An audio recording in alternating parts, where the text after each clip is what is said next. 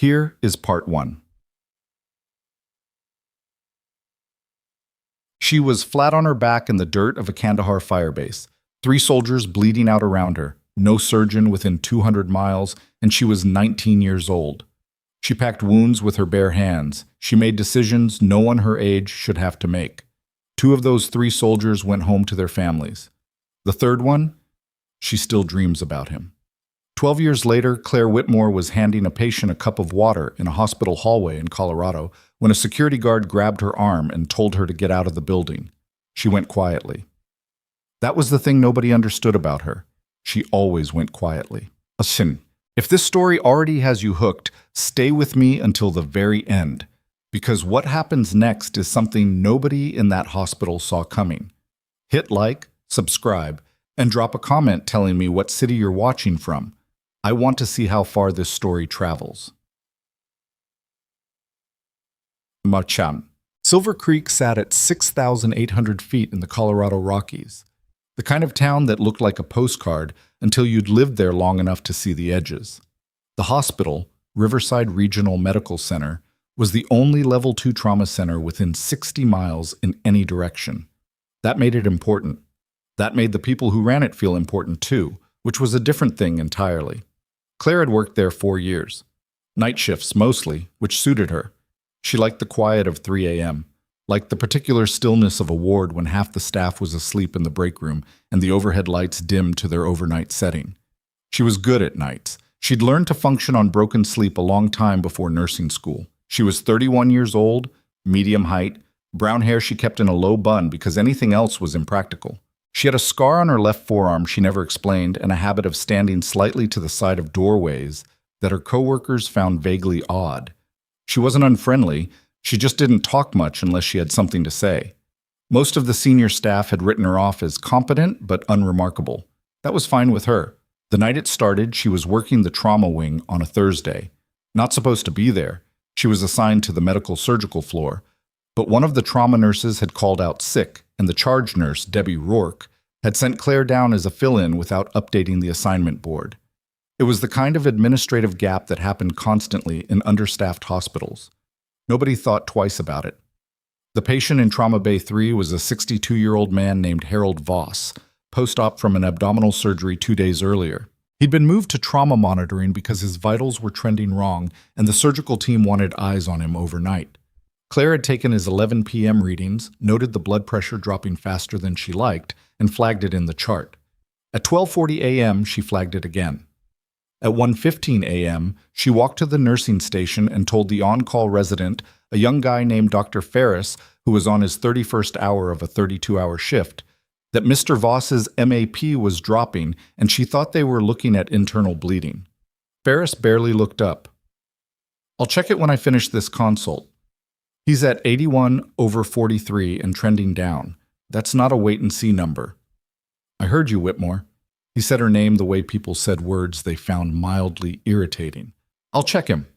She went back to the bay, checked the drain output, checked the incision site, checked the chart again and the prior surgical notes and the post-op orders, looking for anything she might have missed. She hadn't missed anything.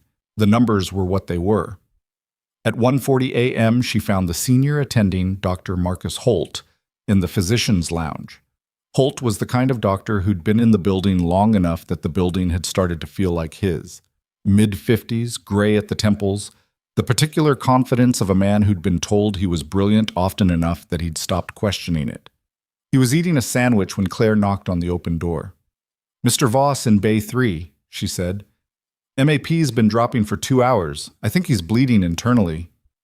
Holt chewed, swallowed, looked at her with the mild, practiced patience of someone explaining something obvious to someone slow. "Which attending ordered his post-op monitoring?" "Dr. Reyes."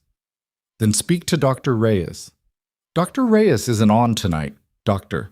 Ferris is covering and Then document your concern and let the covering physician make the call." He picked up his sandwich again. "That's how this works."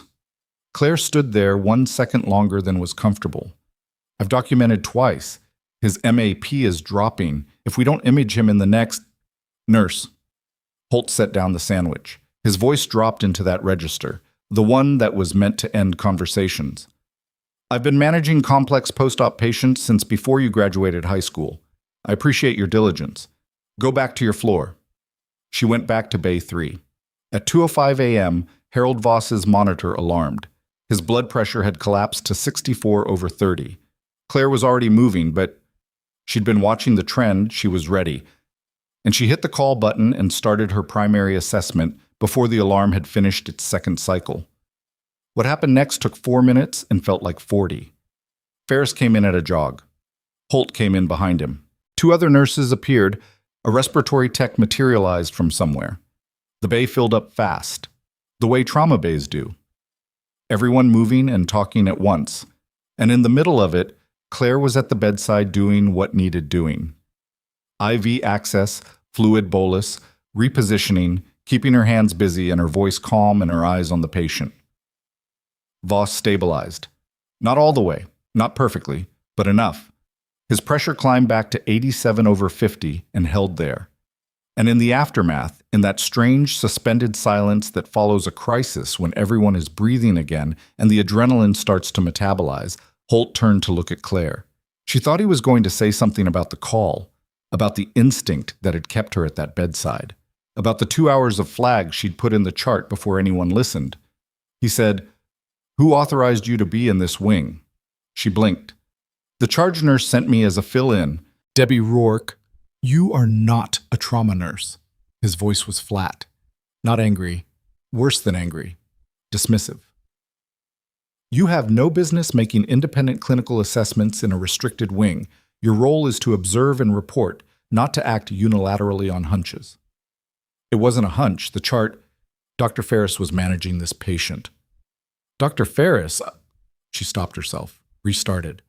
The chart documented a 2-hour decline. I reported it through appropriate channels. When the response was delayed, "You overstepped." Holt said it like a period at the end of a sentence, like the conversation was already over. "This will go in a report." Claire looked at him. She looked at Ferris, who was staring at his tablet. She looked at the other nurses, who were suddenly very busy with things that didn't require eye contact. "Okay," she said. She went back to her documentation. The report landed on the desk of Dr. Raymond Stoll, the hospital's director of clinical operations, at 8 a.m. Friday morning. Stoll had been director for 6 years, appointed from outside by the board in a political reshuffling that most of the senior staff had resented and eventually stopped talking about. He was a small man who moved through the building with large man energy, always a half second away from reminding you of his title. He read Holt's report in 11 minutes. Then he called the nursing supervisor. Then, apparently, he called Holt back, because by 10 a.m., a second document had been generated. A formal incident report citing Claire for unauthorized entry into a restricted clinical area, unsanctioned intervention in an attending physician's patient management plan, and potential compromise of patient safety. Claire read the report in the nursing supervisor's office, read it twice, then set it on the desk. "The charge nurse assigned me to that wing," she said. The supervisor, a woman named Karen Potts, who Claire had always thought was decent, or at least trying to be, had the look of someone sitting at a table they'd rather not be at. "That part's being reviewed." He stabilized because of the interventions I documented at 11 p.m. and flagged twice before anyone listened. Claire's voice was even. She'd learned a long time ago not to let her voice do things she'd regret. "If we'd imaged him when I first raised the concern..." "Claire," Potts pressed her fingers flat on the desk. "I'm not here to relitigate the clinical call. I'm here to discuss the procedural concerns. The procedural concerns being that I was in the wrong wing despite being sent there by the charge nurse, or that I kept a patient from crashing while the attending was eating a sandwich?" Potts looked at her for a long moment. "I need you to take the rest of the weekend off while we complete the review." "That's a suspension." "It's an administrative hold. There's a difference." Claire thought about several things she could say. She said none of them. She picked up her bag and left. She drove home through the mountain dark, 32 miles of switchbacks and pine-lined highway, the kind of drive that either clears your head or makes everything worse depending on the night. This was a making things worse night. She had the heat on and the radio off, and her hands at 10 and 2, and she kept running the sequence in her head. The chart, the map, the flags, Ferris's face, Holt's voice. That's how this works. She knew how it worked. She'd known since about 2 weeks into the job that Riverside Regional operated on a particular unwritten code. The physicians were the architects, the nurses were the labor, and the labor did not redesign the building no matter how clearly they could see the cracks. She'd accepted it. Not happily, but practically. You accepted the terrain you operated in. Her apartment was small and clean and almost aggressively undecorated. A single framed photo on the windowsill, her and a woman named Torres, both of them squinting in desert sunlight, both of them in uniform, and a plant that was probably a succulent and probably not dead yet. She made tea she didn't drink, sat on the couch, checked her phone. 3 texts from Debbie Rourke. I heard what happened. I'm so sorry. I already told Potts I assigned you there. They know it's not your fault. Claire stared at the screen for a moment, then typed back, Thanks. I know. She didn't sleep much. She spent most of Saturday doing the things that kept her from thinking too hard. Laundry, a run, the grocery store, some paperwork she'd been putting off. She called her mother in Flagstaff and talked about nothing for 20 minutes. She did not tell her mother about the suspension. Sunday she went back in because the administrative hold hadn't been formalized in writing, and she'd be damned if she was going to assume the worst before she had to. That was the mistake. Not tactically. She hadn't done anything wrong. But the timing put her in the building at 7 p.m. on a Sunday when Raymond Stoll was also in the building, which almost never happened, and which turned out to matter enormously. She was at the nursing station on the med-surg floor, catching up on charts, when she heard his voice in the hallway. Stoll, talking to Holt. They were moving toward her. She heard her name. She didn't move, didn't make herself smaller.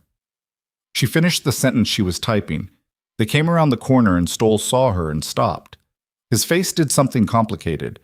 Then it settled into the expression he used for things he'd already decided about. Ms. Whitmore, he said it flat. You were told not to come in. I was told to take the weekend off. Today is Sunday evening. My next shift is... This isn't a scheduling conversation. He stepped closer than necessary. Behind him, Holt was watching with his arms crossed, and Claire noticed 2 of the floor nurses slowing their movements the way people do when they're trying to witness something without appearing to. The board reviewed the incident report this afternoon. Pending a full investigation, you're being placed on unpaid administrative leave effective immediately. The word immediately landed differently than she expected. Starting now, she said. Starting now. Please collect any personal items from your locker and exit the building. He glanced at the nursing station. Derek, a security guard she knew, Derek Paulson, 26, always slightly apologetic about his job, appeared from around the corner. He'd clearly been positioned there in advance. Claire looked at him. He looked at the floor. She thought about Harold Voss, whose blood pressure had crashed because everyone with authority had moved slowly. She thought about the report that called her a safety risk. She thought about Holt eating a sandwich while she stood in a man's bay watching his numbers fall. She looked at Stoll. He would have died. Excuse me? Mr. Voss, if I'd done what you're describing, observed and reported only, he would have died waiting for a response. The chart documents that. The timeline is there. Stoll's expression didn't change. It was worse that it didn't change. That is a clinical determination for the attending physician to make, not a floor nurse. I'm a trauma-trained... She stopped. She'd almost said it. Almost. Stoll waited a half beat to see if she'd finish. She didn't. You're a floor nurse, he said, who doesn't know her place. Derek, please escort Ms. Whitmore to her locker and then to the exit. Derek touched her elbow, very gently, like he was apologizing with his hand. She walked. Down the hallway, past the nursing station where 2 colleagues watched without speaking, past the long window that looked out onto the trauma wing, past the board where patient assignments were listed in dry erase marker. She walked without rushing. She'd walked out of places before. Her locker was in a narrow alcove off the staff changing room. She spun the combination, opened it, her personal jacket, her water bottle, the spare hair ties looped over the hook. She took them, closed the locker. She didn't look at the back wall of the locker, where she'd taped a small card 3 years ago when she'd first started here. But if Derek had looked, if anyone had looked, They would have seen it. A military service commendation, laminated, slightly worn at the edges.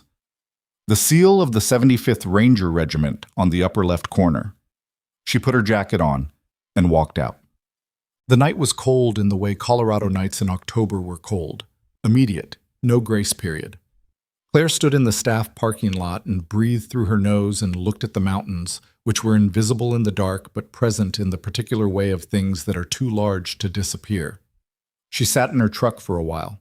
She wasn't crying. She wasn't even particularly angry, which was something she'd have to sit with later because the absence of anger felt strange. More like a weight that had been there so long she'd stopped noticing it. She should call Debbie. She should call a labor attorney. She'd looked into her rights 3 years ago when something else had happened, something smaller, and still had a number saved. She should eat something. She should go home. She was reaching for the key when her phone buzzed. Unknown number. Montana area code. She stared at it. She didn't know anyone in Montana. Or she didn't know anyone who'd call from a Montana number. That was a different thing. She let it go to voicemail. 20 seconds later, a text from the same number. This is a reach, but it's important. This is Brannick. Call me when you can. Doesn't matter the hour. Claire set the phone down on the seat. Brannick. Captain David Brannick, who she hadn't spoken to in 4 years, who had her cell number because they'd served in overlapping assignments for 16 months, who would not contact her on a random Sunday night for no reason. She picked the phone back up and called. He answered on the second ring. Whitmore. Brannick.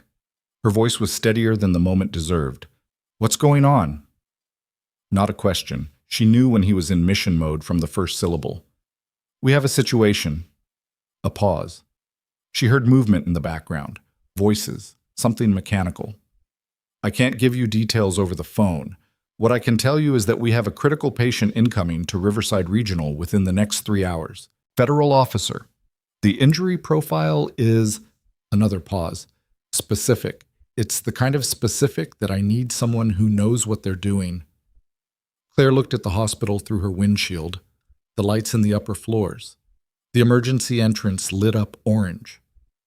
Why Riverside? Closest level 2 with a trauma bay that's not already saturated. The interstate came apart about 15 miles east of your location about an hour ago. Multi-vehicle tanker involved. Your hospital's already getting the overflow. We're coming in behind. She heard what she was supposed to hear in that. Your hospital. He didn't know. Or he was assuming. Brannick. She closed her eyes. I just got walked out of that building. Silence. The kind that meant he was recalibrating. Come again? Administrative leave, about 20 minutes ago. More silence. She could almost hear him thinking. Are you still in the parking lot? He asked. She blinked. How did you? Because you called me back in 4 rings from an unknown number at 9 p.m. on a Sunday, which means you weren't home, and you would have gone somewhere to sit and think before you drove. Are you in the parking lot? She looked through the windshield at the lit emergency entrance. Yeah, she said. I'm in the parking lot. Don't leave, he said. We're 40 minutes out. He ended the call before she could respond. Claire sat in the dark truck in the cold parking lot and looked at the building that had just thrown her out and listened to the distant sound of traffic and thought about a highway 15 miles east of town that had apparently come apart in the dark. 40 minutes. She didn't start the engine. She didn't leave. She watched the emergency entrance and waited, and after about 15 minutes, the first ambulances started arriving. 1, then 2, then 3 in close succession, lights strobing red and white across the parking lot and the pine trees at the lot's edge. And she could see through the glass doors that the ER was already starting to move, staff converging, the particular kinetic energy of a facility shifting from managed to overwhelmed. She watched a gurney come through the doors too fast and clip the corner of a supply cart. She watched a nurse she knew, Pete Salazar, good hands, solid instincts, come out the entrance and stand in the cold air for 4 seconds with his eyes closed before going back in. She thought about Harold Voss. She thought about Brannick 40 minutes out, and about the word specific, and about all the things that word had covered in her life. Her phone buzzed again. A different number. A 719 area code. She looked at it, didn't recognize it, but she knew that area code. That was a Fort Carson exchange. The call ended before she answered. Then a second call from the same number started immediately. She picked up. "Whitmore?" Male voice, clipped. Not Brannick. Someone she didn't recognize. "This is Sergeant Major Deacon's JAG support, attached to the convoy that should be arriving at your location in approximately 38 minutes. I'm calling to confirm you're available to receive a critical patient and that you have access to the trauma wing at Riverside Regional." She opened her mouth, closed it. "Sergeant Major," she said carefully, "there's a complication with the access question." A beat. "What kind of complication?" Outside, a fourth ambulance came in, then a fifth. She could see someone in scrubs running, actually running, between the ER entrance and what she thought was the supply dock. The building through the glass was moving like a living thing, compressed and urgent. "I'm going to need about 5 minutes to explain," Claire said, "but you're going to want to have this conversation with whoever's in charge on your end before you arrive." "That would be Commander Vasquez." Deacon's voice went flat. "I'll patch you through." There was a click, a second of static, and then a new voice came on the line, quiet, controlled, with the specific register of someone who was used to receiving bad news in the field and deciding what to do about it in real time. "Whitmore," the voice said. "Talk to me." Through the windshield, another ambulance arrived. Then the lights on the ER entrance flickered. Inside Riverside Regional, something else had gone wrong. The lights on the ER entrance flickered once, held, then flickered again. Claire watched them through the windshield and said, "Commander, my name is Claire Whitmore. I'm a registered nurse at Riverside Regional. I was placed on administrative leave approximately 25 minutes ago by the hospital director. I'm currently in the staff parking lot. I have not left the premises." A pause. Not long. 3 seconds, maybe 4. "Why were you placed on leave?" Commander Vasquez's voice was still quiet. That was the thing about it. It didn't rise when it should have, which meant whoever this was had trained themselves out of the reflex. "I flagged a deteriorating post-op patient twice over 2 hours. When the attending didn't respond, I stayed at bedside and assisted in stabilization when he crashed. The attending filed an incident report. The director called it a safety violation and walked me out." Another pause. Slightly longer. "The patient survived?" "Yes." "And you're in the parking lot?" "Yes." She heard Vasquez exhale once through the nose. It wasn't frustration exactly. It was the sound of someone adding new information to a problem they'd already been solving and finding that the problem had just gotten harder. "Whitmore, I need you to stay exactly where you are. Do not leave that parking lot. Do not go back inside the building without me present. Can you do that?" She looked at the ER entrance. Pete Salazar had come outside again. This time he didn't close his eyes. He just stood there with his hands on his knees, bent forward slightly, like a man trying to remember how breathing worked. "I can do that," she said. "We're 32 minutes out." A beat. "I know who you are, Whitmore. I've known since Brannick called me 40 minutes ago. We'll talk when I get there." The line went dead. Claire set the phone on the dash and watched Pete Salazar go back inside. A 6th ambulance pulled in.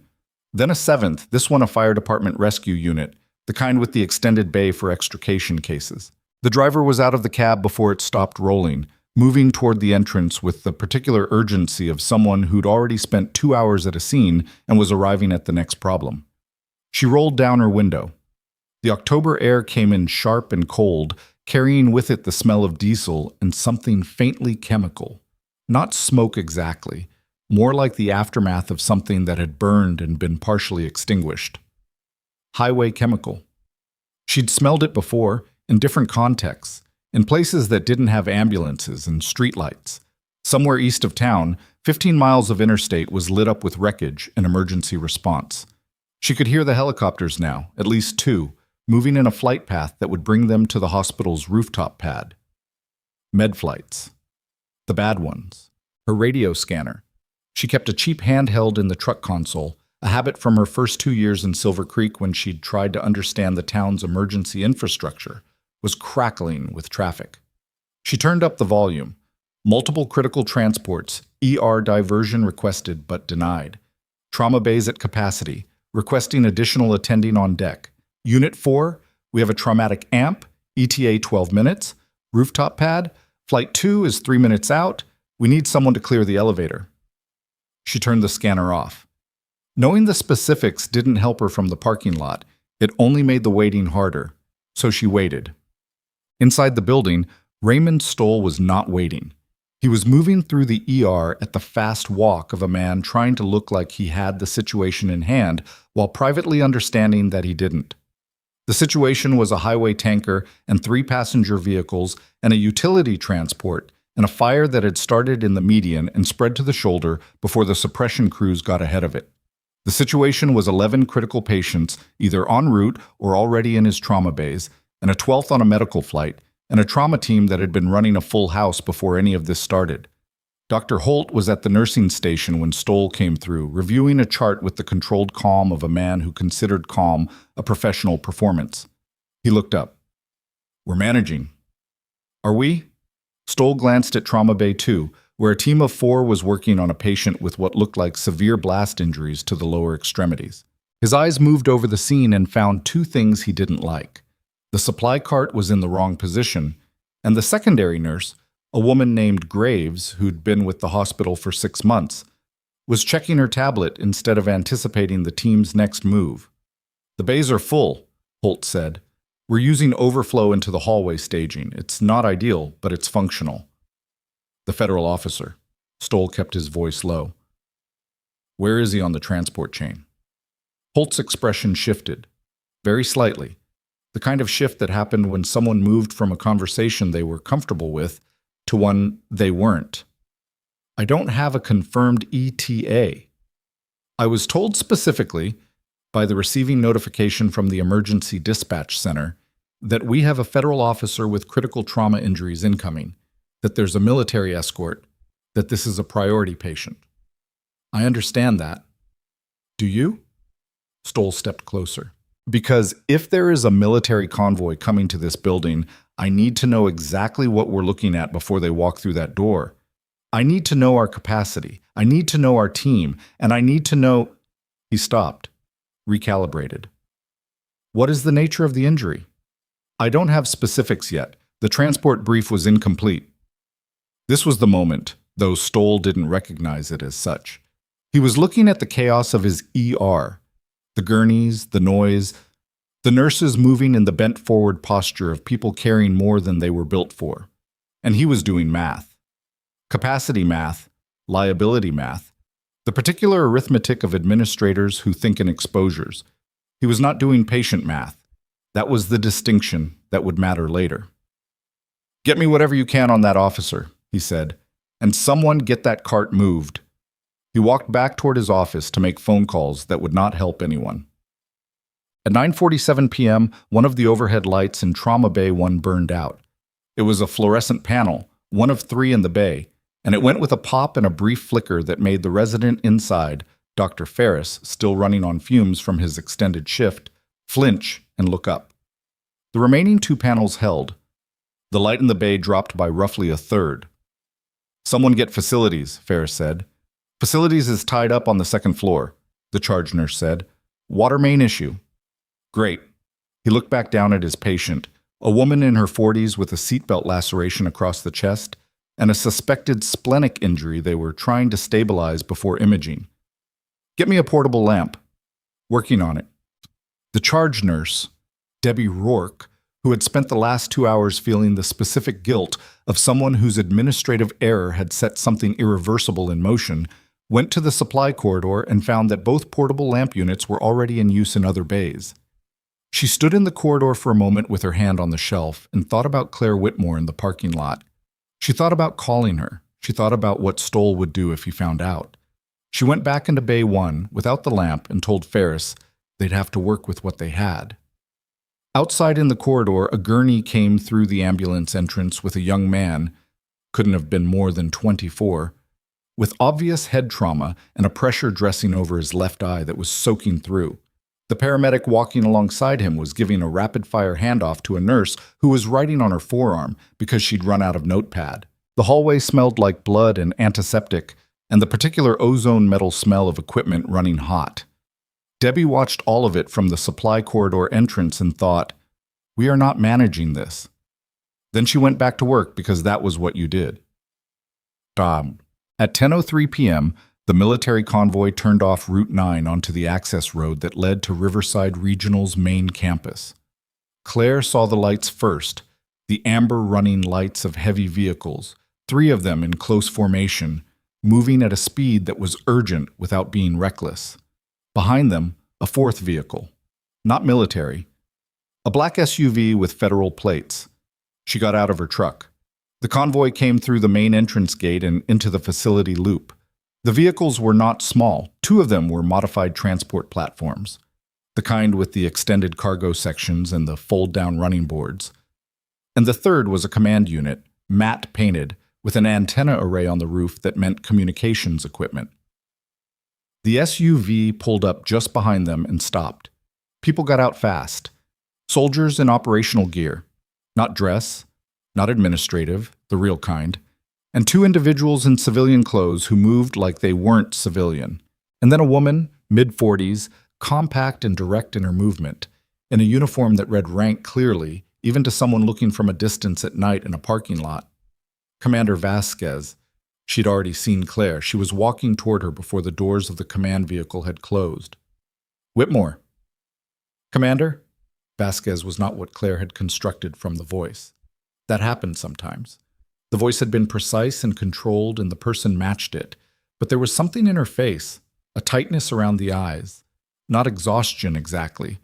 More like the specific strain of someone who had been managing a critical situation for several hours and was operating now on pure professional competence with nothing left underneath it. Brief me, Vasquez said.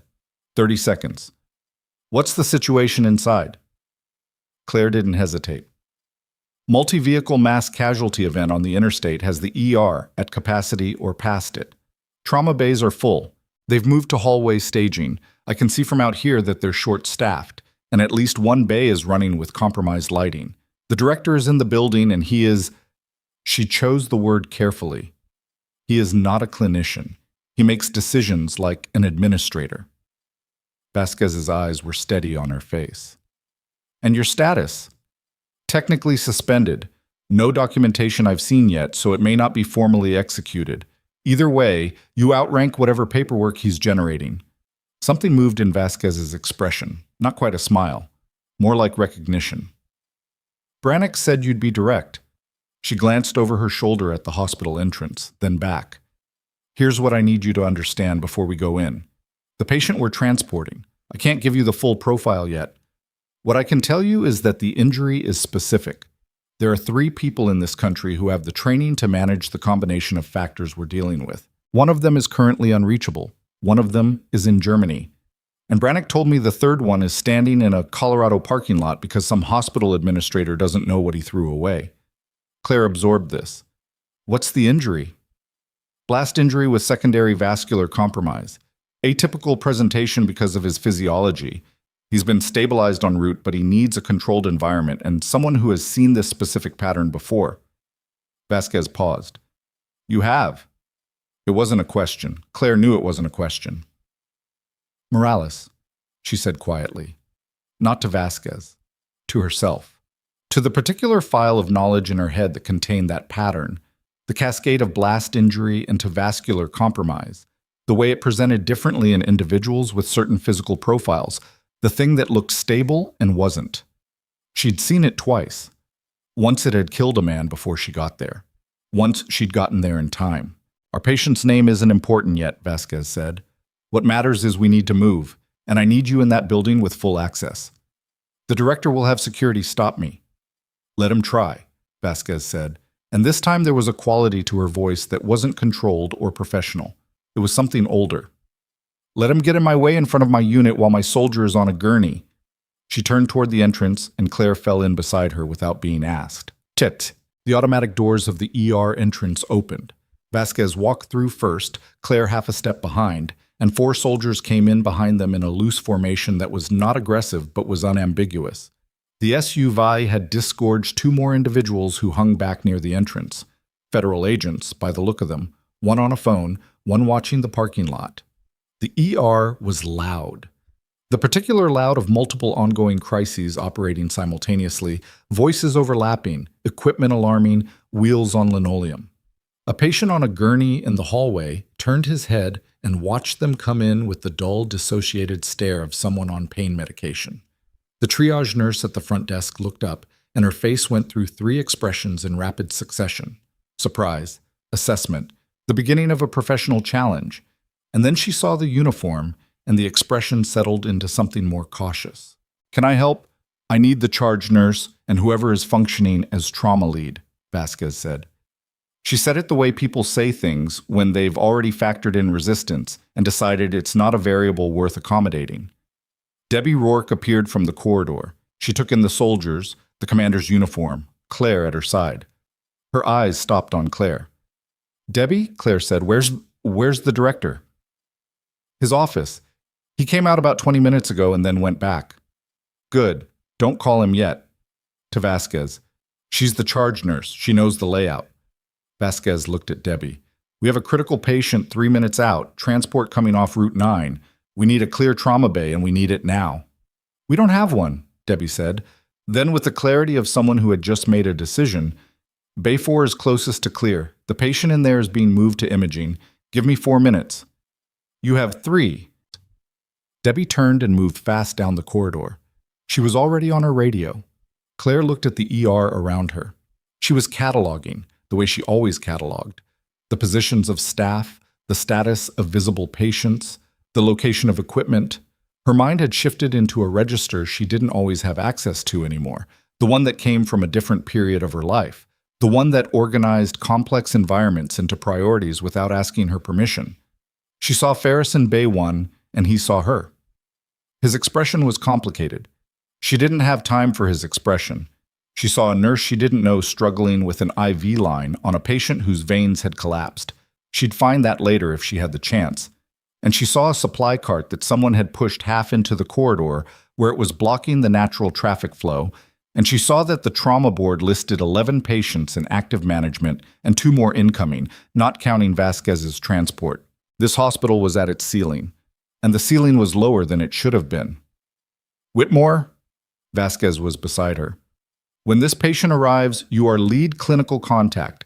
I want your read on everything in real time. You don't defer to anyone in this building. You hear something you don't like, you tell me directly.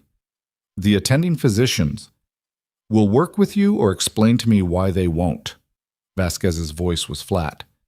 "This is not a consultation. This is a command structure." Claire had lived in command structures. She knew what they felt like when they were invoked by someone who meant them. "Understood." Then the radio on one of the soldiers behind them crackled, and a voice said they were 2 minutes out, and the ER entrance doors opened again to admit a paramedic who was talking fast and loud and was clearly the advance notification for a transport that was going to require immediate response. Raymond Stoll heard the commotion from his office on the administrative wing. He heard it the way administrators hear things that happen on floors they're not on, as a change in the ambient sound of the building, a shift in frequency that his nervous system registered before his brain caught up to it. He was on the phone with the board's legal liaison when he heard it. He wrapped up the call faster than he'd intended and walked into the corridor. His assistant, a young man named Perry, who tried very hard and missed often, intercepted him at the junction. Sir, there's a military unit in the ER. Stoll processed this. Define military unit. Soldiers, 4 of them, and a commander, and... Perry hesitated. And Whitmore is with them. The information landed in Stoll's mind and immediately began generating responses he would not allow himself to express in the corridor in front of his assistant. He walked toward the ER. He got there in time to see the transport gurney coming through the entrance, pushed by 2 soldiers and accompanied by a third who was monitoring a portable unit strapped to the gurney's rail. The patient was large. A big man, broadly built, secured and immobilized and moving in and out of consciousness from the look of it. IV lines already running, 2 pressure dressings visible. And there was Claire Whitmore, walking alongside the gurney toward Bay 4, talking to the soldier monitoring the portable unit. And she was not talking the way nurses talked when they were receiving a patient. She was talking the way people talked when they were already thinking 3 steps ahead. The soldier was responding to her like she was asking questions worth answering. Stoll moved to intercept her. "Ms. Whitmore." He put himself between her and the bay entrance. "You are not authorized to be in this building." She glanced at him. Not through him, not over him. Directly at him briefly, the way you glance at something you've already accounted for. "Please move," she said. "I will call security. Mr. Stoll." The voice came from behind him. He turned. Commander Vasquez was standing 6 feet away, and she had the quality that certain people in authority have, the quality of occupying her position in a room not just physically, but in some way that made the surrounding space defer to her.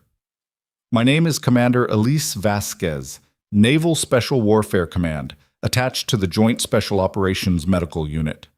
She took a step toward him. "The patient on that gurney is a federal officer and an active asset under military medical protection. I have the legal authority under the Military Medical Jurisdiction Act to requisition civilian trauma facilities in emergency conditions. I am invoking that authority in this hospital, in this moment." Another step.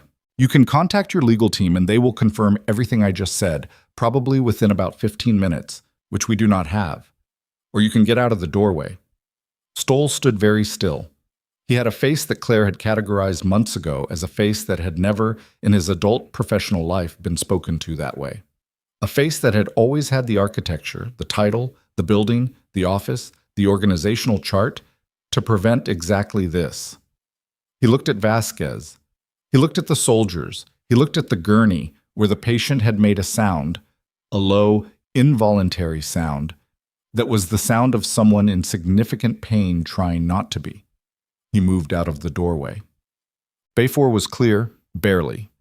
Debbie Rourke had moved the previous patient to imaging with 4 minutes efficiency that Claire suspected she would not have believed possible at the start of the night.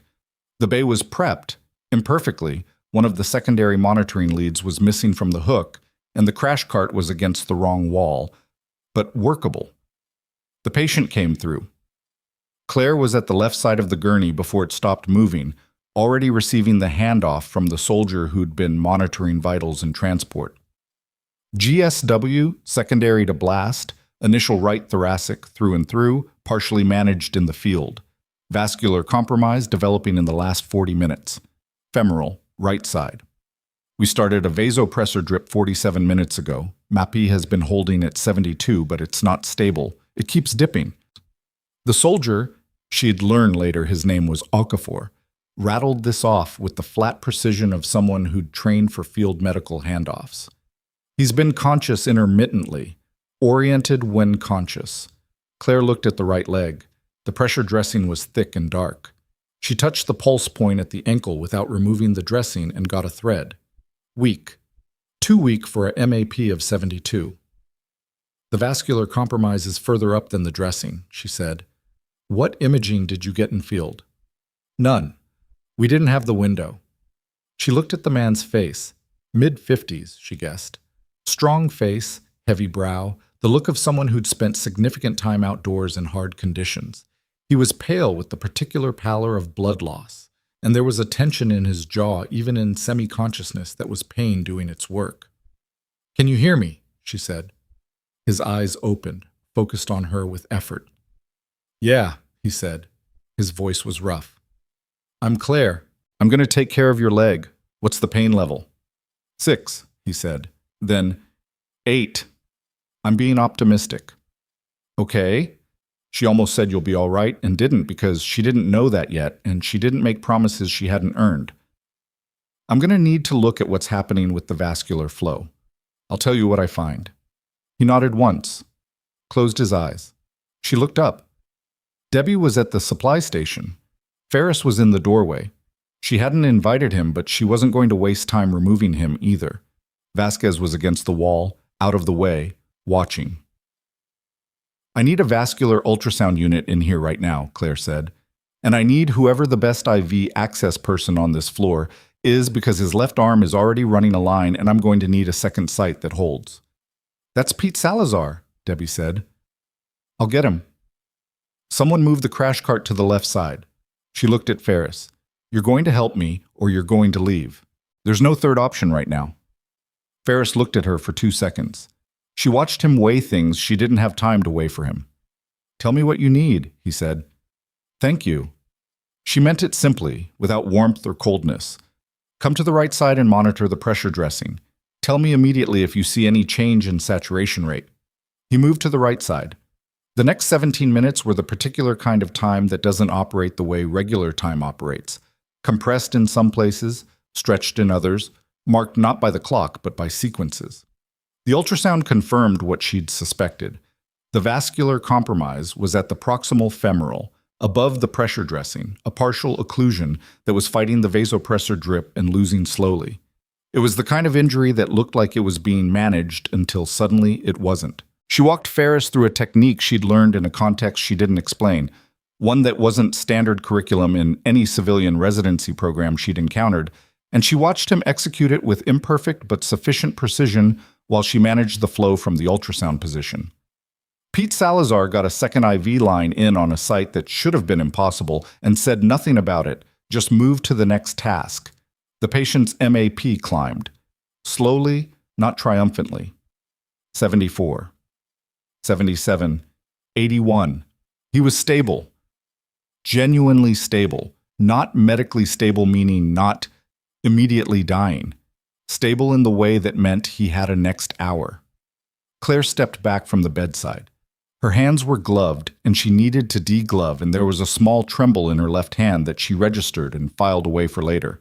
Adrenaline metabolizing. She'd had it before. She looked up and found Vasquez watching her from the wall with an expression that was not surprise but was something in the neighborhood of satisfaction. The expression of a hypothesis confirmed. "He's stable," Claire said. Vasquez nodded once. Then she looked at Ferris, then at Pete Salazar, then at Debbie Rourke. She looked at each of them the way someone looks at a thing they're going to remember. "Good work," she said. She said it to all of them. She said it in a way that made clear she knew who had done what. Raymond Stoll had retreated to his office. He'd stood outside Bay 4 for 11 minutes, which was more than he'd meant to, and in those 11 minutes he'd watched enough through the window in the door to understand that something was happening that was going to require very careful management. He was good at management. That was what he told himself. He was good at the narrative of things, at identifying what story needed to be told and ensuring it was told in the right sequence to the right people. He was already drafting the narrative in his head. Claire Whitmore had been suspended for legitimate procedural violations. The military unit's arrival was a separate event. Whatever she'd done in Bay 4 tonight had been under duress, in an emergency. In circumstances where the normal rules didn't apply. It didn't rehabilitate her record. It didn't invalidate his report. He picked up his desk phone and called Dr. Holt. "I need you to document that you tried to reach Whitmore regarding the federal patient before she was brought in by the military unit," he said. "As in, document that you recognized the profile and would have managed it appropriately if we'd had access to the right channels." Silence on Holt's end. "Raymond, the narrative needs to be that the hospital responded appropriately and the military presence was supplementary, not that we were deficient without her." More silence. "I'll make a note," Holt said slowly. "But I want it on record that I'm not comfortable." "Thank you, Marcus." Stoll hung up. He sat back in his chair, looked at the ceiling.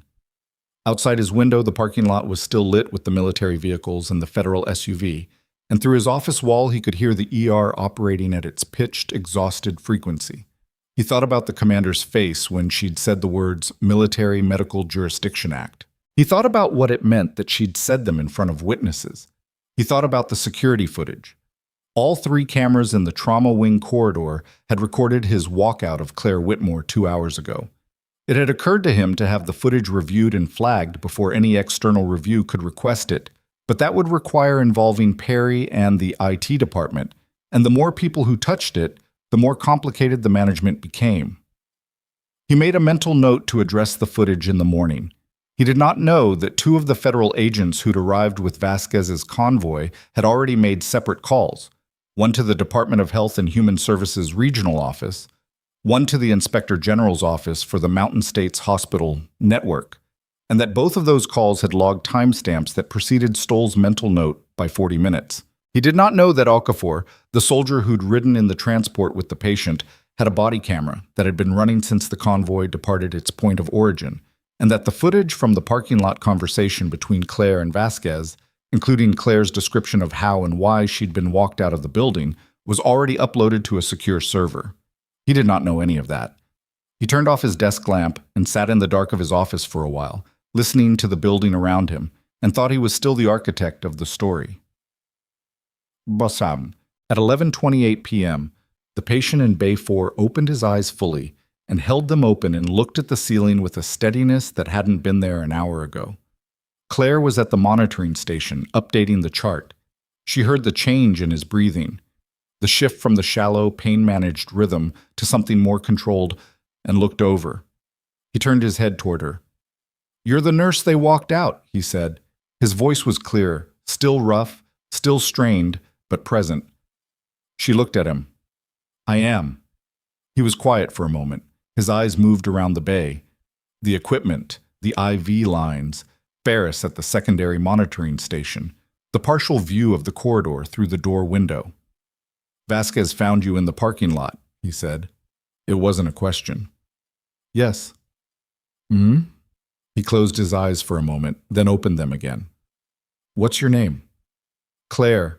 Claire Whitmore." Something shifted in his face. He looked at her with an attention that was different from the attention of a patient looking at a nurse. It was specific, searching. "Whitmore," he repeated. "Yes." He exhaled slowly. "I know that name." She looked at him steadily. She didn't respond because she'd learned that the right response to "I know that name" was to wait and let the person say why. "I served with a Whitmore," he said. "Forward operating base cost. Long time ago." His name was Derek Whitmore. The name moved through her differently than she expected, even after 11 years. She kept her face even. "My brother," she said. He was still looking at her, very still now. "He talked about you," the man said quietly. "He used to talk about his sister who was going to be a nurse." She set down the pen she'd been holding. She hadn't realized she was holding it. "He said she was the most capable person in the family." A pause. "He was proud of you." The bay was quiet, except for the monitors. In the corridor outside, she could hear the ER still running at its sustained pitch, someone calling for a unit of O negative, a wheel squeaking on a gurney, the ordinary noise of a hospital that was past capacity and keeping going anyway. She looked at this man, this federal officer on a gurney in Bay 4, whose name she still didn't know, who had arrived with a military convoy at the hospital that had walked her out 2 hours ago. And she understood that the night was not finished, and that whatever was going to happen next was going to be larger than what had already happened. She picked the pen back up. "What's your name?" she asked. He looked at the ceiling for a moment, then back at her. "My name is Warren Greer," he said, "and I think we need to have a conversation that involves Commander Vasquez." Before she could answer, the door to Bay 4 opened. Vasquez stood in the doorway. Behind her was a man in a civilian suit who carried himself with the specific weight of institutional authority. Not military, not hospital. Something else. He was holding a badge.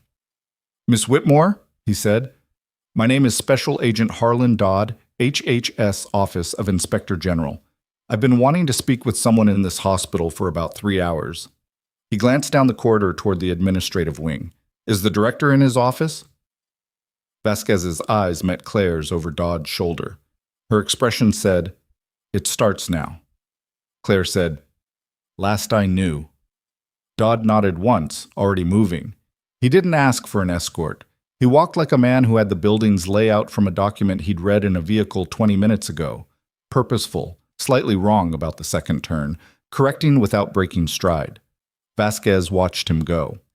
Then she stepped fully into the bay and let the door close behind her. Warren Greer had pushed himself up slightly on the gurney. Not far. He didn't have far in him. And was watching the door with the alertness of someone whose situational awareness didn't switch off because of blood loss. Claire moved to adjust his backrest without being asked, and he let her, which told her the pain had found a level he could work with. "You should hear this," he said to Claire. Not a suggestion. She stayed. Vasquez came to the foot of the gurney and crossed her arms. "Warren, Your doctor in Germany is going to want to speak with whoever stabilized you. I'm going to need a name for the medical report. You're looking at her, Greer said. Vasquez looked at Claire. I need it formally documented, for the transfer record and for what's coming. What's coming? Claire said.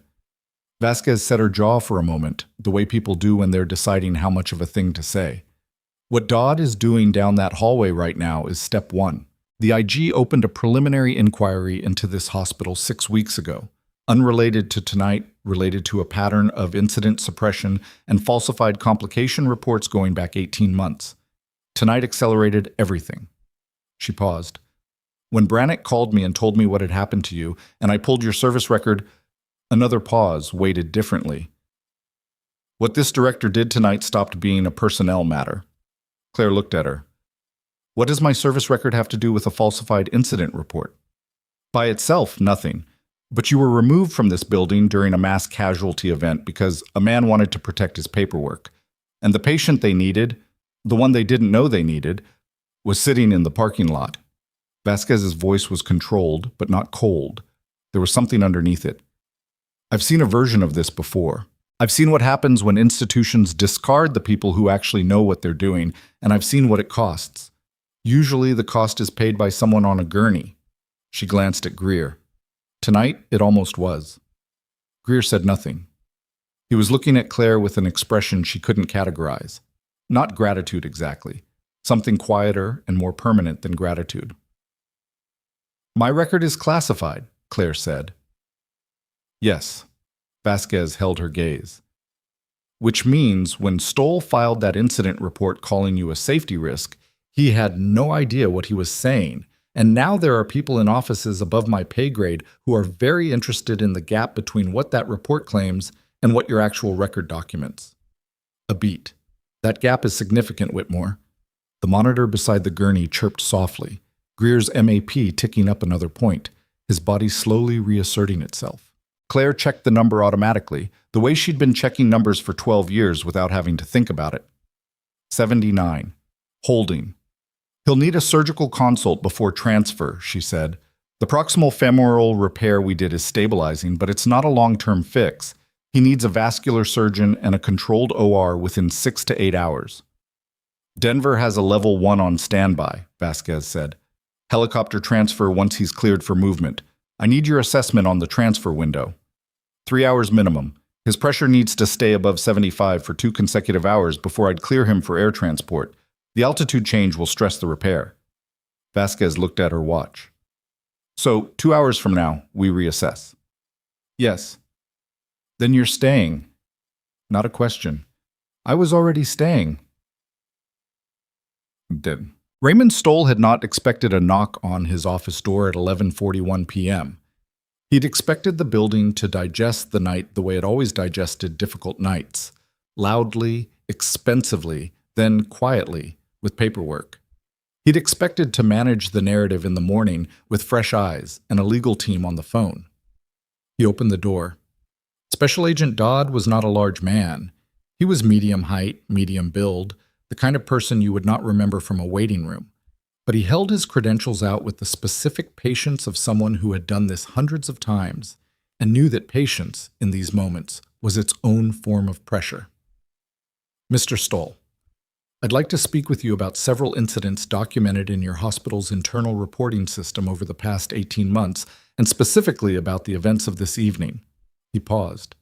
Your participation is voluntary at this stage. I'd encourage you to participate. At this stage. 2 words doing significant work. Stoll stepped back from the door.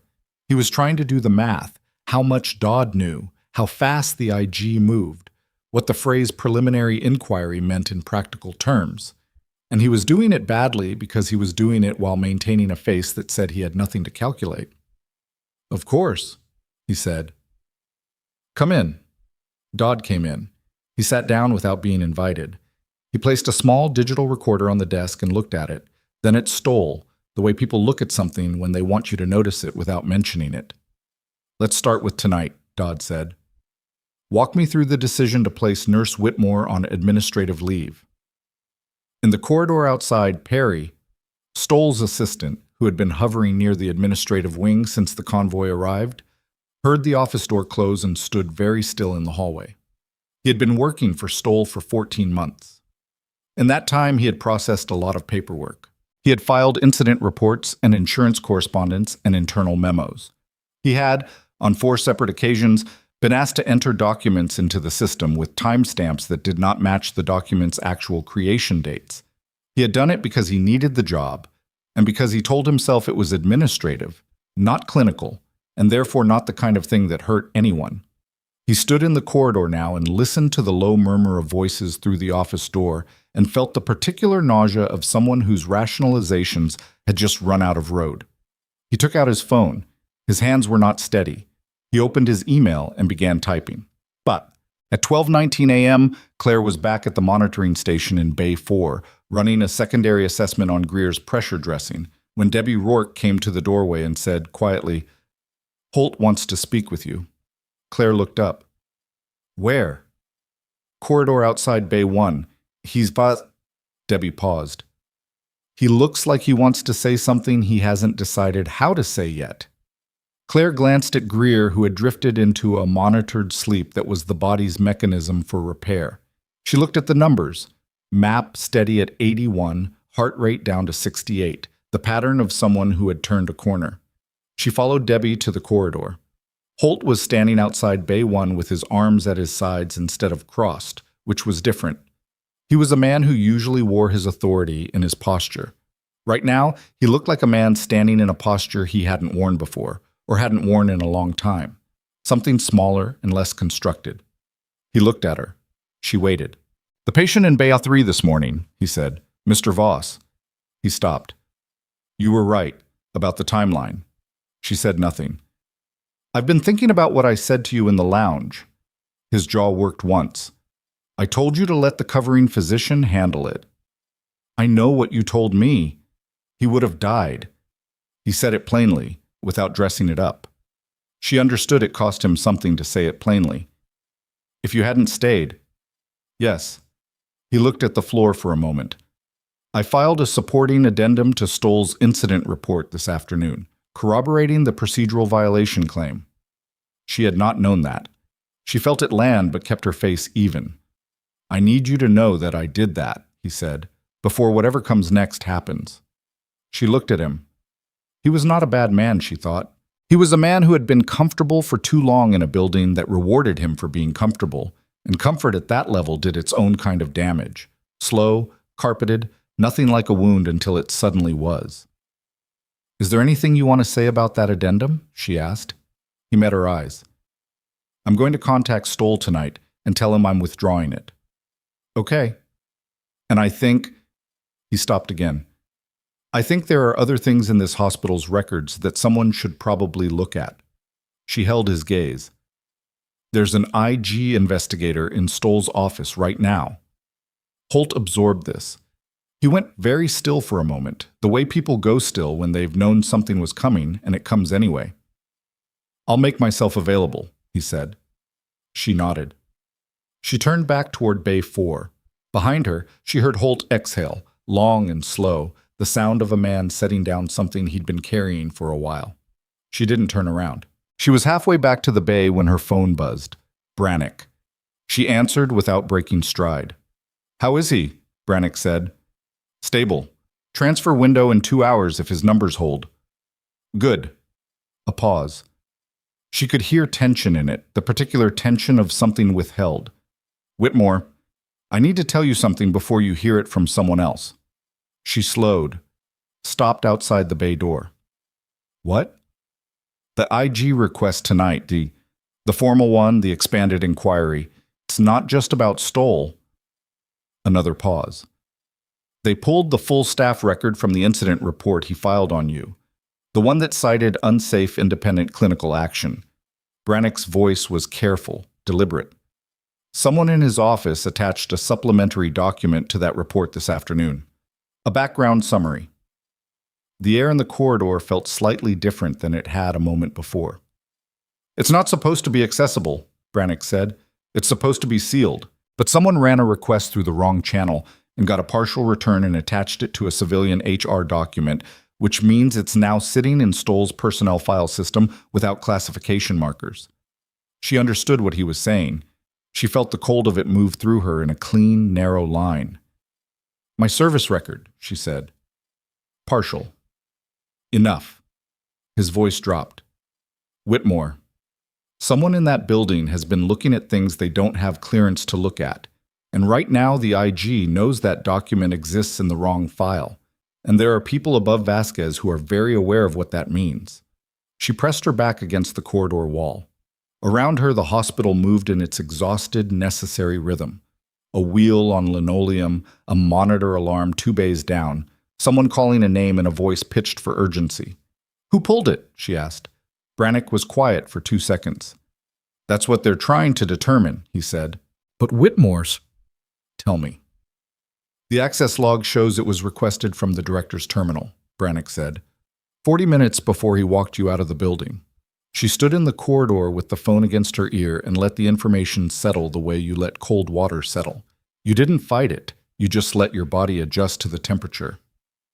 "He accessed a sealed military personnel file," she said, "from his office terminal, 40 minutes before he walked me out. That's what the log shows. That's not an accident." She kept her voice low. "A nurse passed in the corridor and didn't look at her. That's not someone stumbling into the wrong database. That takes specific knowledge of where to look." "I know." "Which means he knew who I was before tonight, or he was trying to find out." She thought about the incident report, the language in it, unauthorized intervention, unsanctioned clinical assessment, the particular precision of it, the way it had been worded to sound like a pattern rather than a single event. He was building something.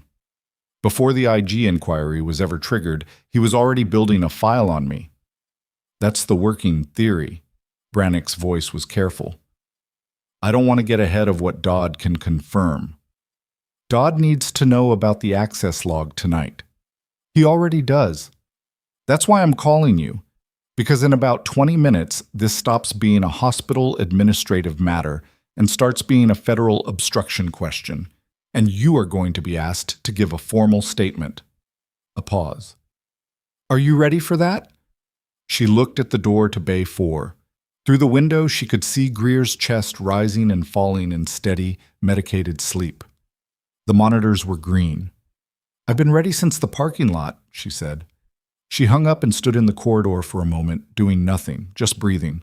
The kind of deliberate breathing she'd learned in a different life, in conditions that didn't allow for hesitation or the luxury of being overwhelmed. Then she went back into Bay 4 and checked Greer's numbers. MAP 82, heart rate 66, temp normal, and updated the chart and told herself she would deal with one thing at a time, in the order the things arrived, which was the only way any of it ever got dealt with. Raymond Stoll had made a tactical error in the first 3 minutes of Dodd's interview. He had not recognized it as an error.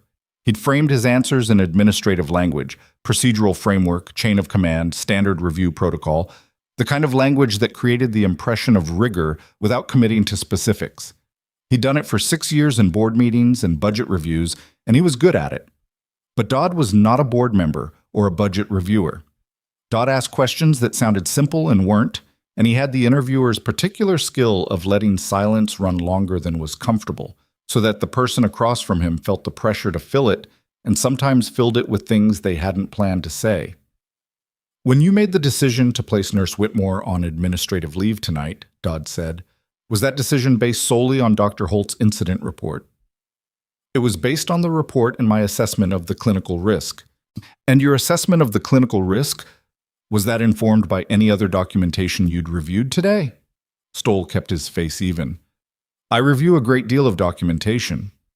"I understand. I'm asking about today specifically. Did you access any personnel files related to Nurse Whitmore in the hours before you placed her on leave?" A beat. Just slightly too long. "I may have reviewed her standard employee file." "Her standard employee file." Dodd wrote something. He wrote it slowly, in a way that suggested he was not writing anything important but wanted Stoll to watch him write. "Our records indicate that a request was made from your terminal this evening to a Department of Defense personnel database at 7:42 p.m. He looked up. That's not a standard employee file. The room had a quality to it now that it hadn't had 5 minutes ago. Stoll felt it. The shift in the air that comes when a conversation stops being an inquiry and becomes something with edges. I may have been reviewing credentials, he said. We have protocols for verifying certain... Mr. Stoll. Dodd set down his pen. The database that was accessed requires a specific clearance authorization code to query. That code was entered correctly on the first attempt from your terminal. I'd like to know where you obtained that code. Silence. Dodd waited. I think, Stoll said slowly, that I should contact our legal counsel before continuing. That is absolutely your right. Dodd picked up the recorder and noted the time. Interview paused at the request of the subject. He looked at Stoll without hostility, without satisfaction, just with the flat attentiveness of someone who already had what he needed and was giving the other person the chance to understand that. I'll step outside while you make that call.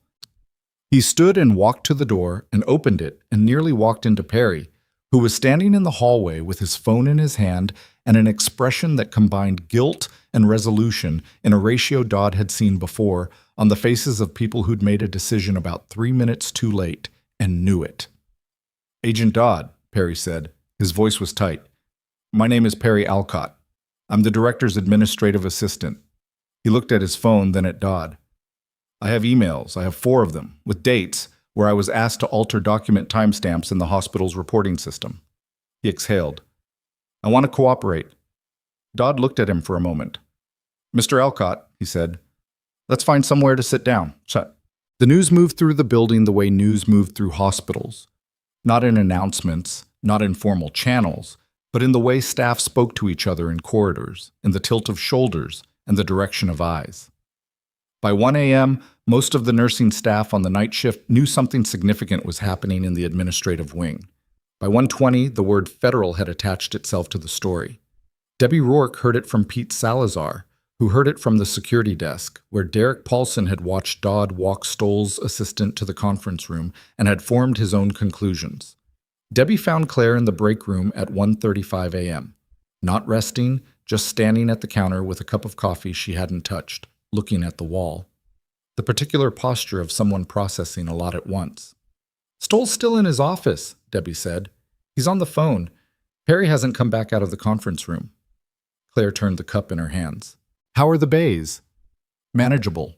We've moved 3 patients to floor beds. The interstate transports are slowing down.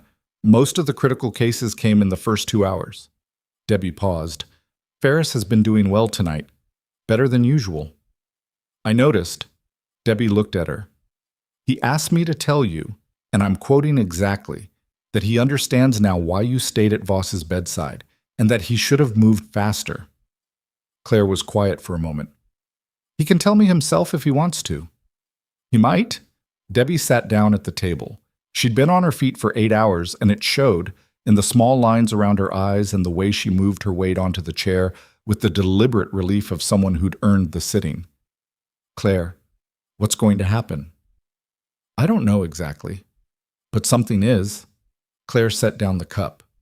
Stoll accessed a database he shouldn't have access to. He did it before he walked me out.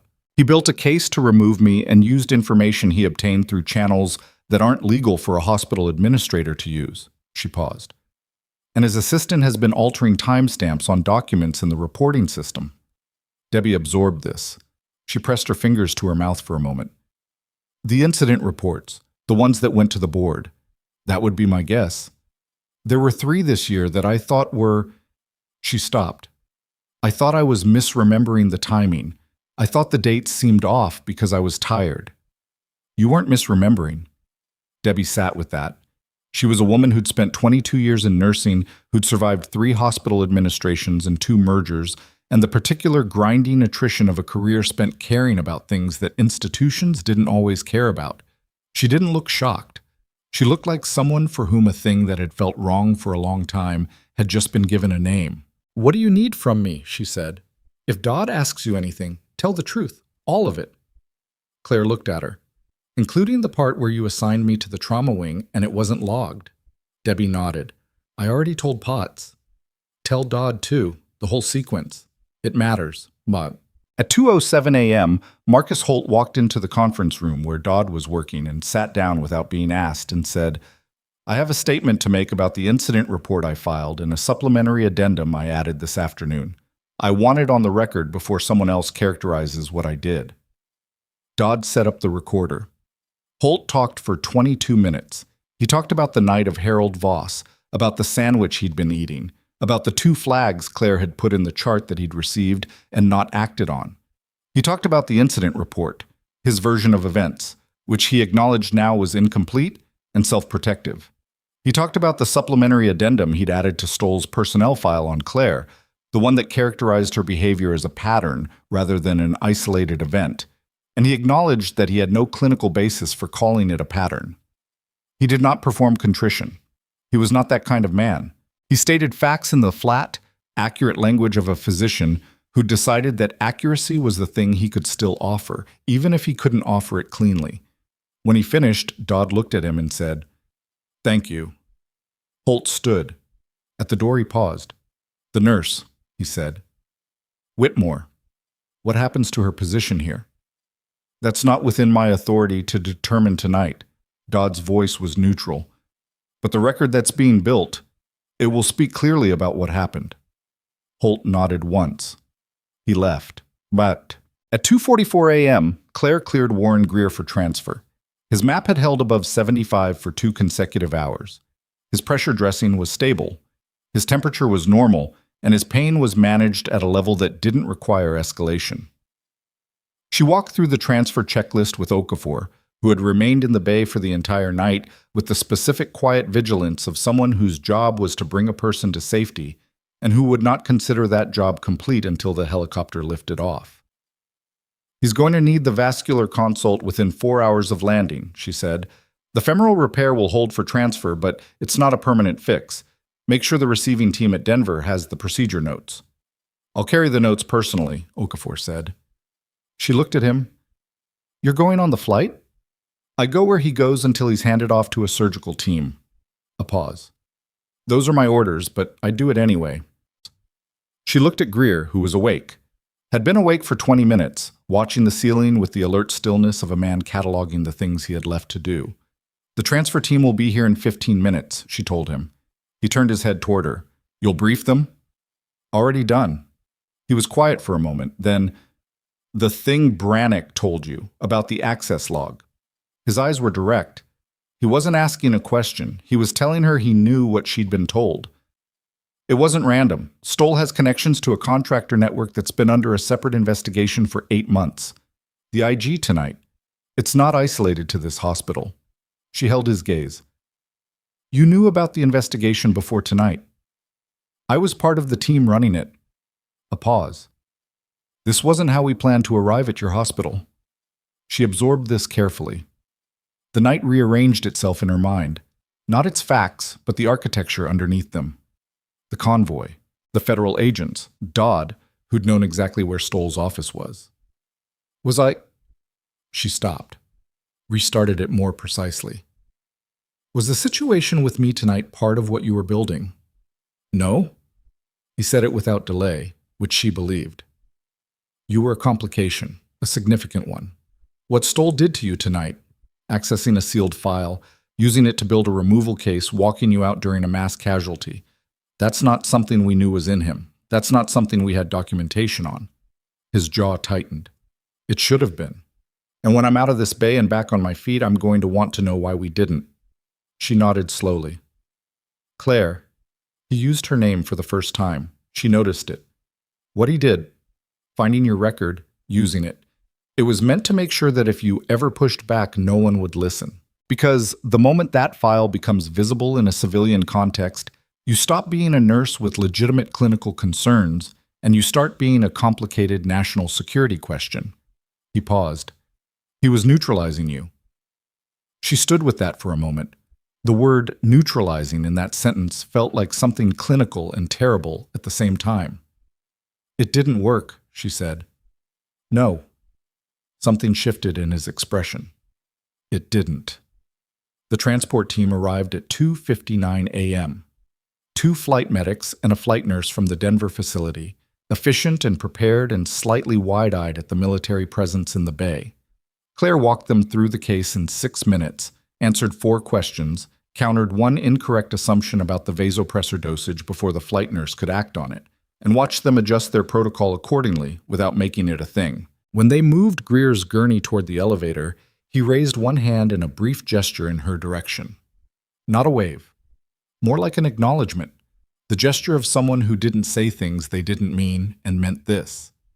She raised one hand back. The bay was quiet after they left. She stood in it for a moment with the particular flatness that came after sustained intensity, the body's signal that it had been running on a fuel that was now running low. She was tired. She hadn't eaten since 6 p.m. She had a faint headache behind her right eye that she'd been ignoring for 3 hours. She stripped the gloves and washed her hands and went back to work because there were still patients in the other bays who needed things. At 3:15 a.m., Raymond Stoll's legal counsel arrived. He was a man named Gerald Fitch, who drove a 2-year-old Lexus and billed at $400 an hour and had represented Riverside Regional in liability matters for 9 years. He arrived in a blazer over pajama pants, which he would be embarrassed about later, and he went directly to Stoll's office and closed the door. The conversation that followed lasted 31 minutes. Claire didn't hear it. Nobody on the floor did.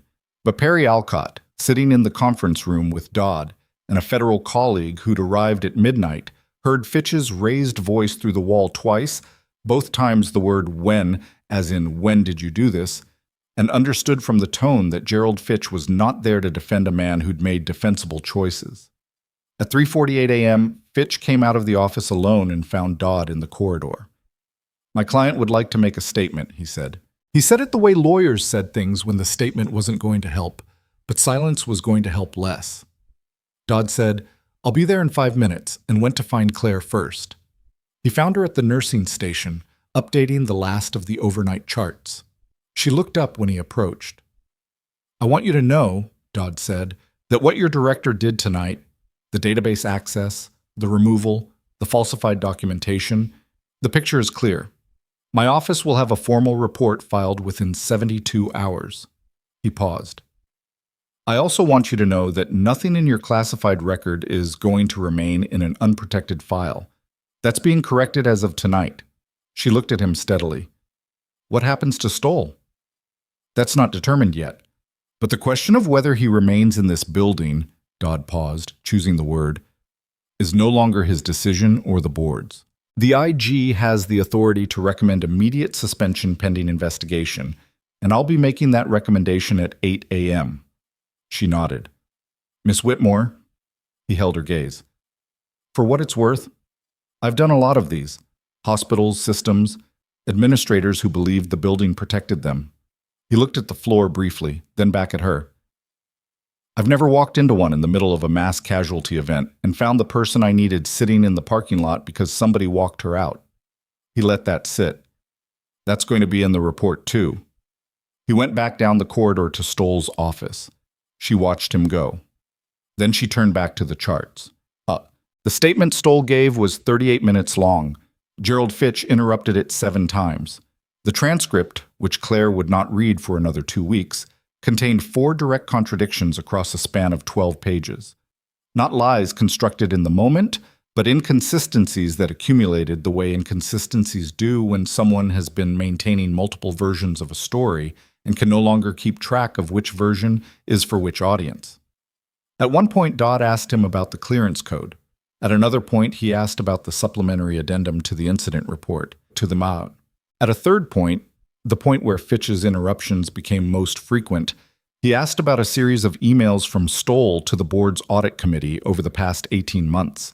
Emails that Perry had confirmed existed and that Perry had described in specific detail, including one that referenced an adverse event that had been reclassified in the system to avoid a mandatory state report. Stoll's answers became shorter. The pauses between them became longer. In the corridor outside, the hospital moved through the end of its worst night in recent memory. Quieter now, the mass casualty surge absorbed and processed. The patients distributed to beds and bays, and in 2 cases to other facilities, the staff stripped down to skeleton crew and running on whatever reserve the night had left them. The fluorescent lights hummed. A monitor alarmed somewhere and was silenced. A phone rang at the nursing station and Debbie Rourke answered it in the voice of someone who had been answering phones for 8 hours and would answer them for another 2 because the shift wasn't over. Claire finished the last of the charts at 4:22 a.m. She stood up and stretched her back and looked at the board, which had fewer names on it than it had at midnight, and thought about Harold Voss in a room upstairs who was going to wake up in the morning not knowing how close the night had come.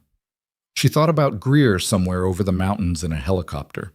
She thought about her brother, which she tried not to do when she was tired because tired was when the edges of it didn't hold the way they were supposed to. She went to get the coffee she should have gotten 3 hours ago. She was at the machine in the break room when her phone buzzed, a text from a number she didn't recognize, different from the one Brannick had used, different from the Montana area code, a Denver number. She opened it, landed. Surgical team met us at the pad.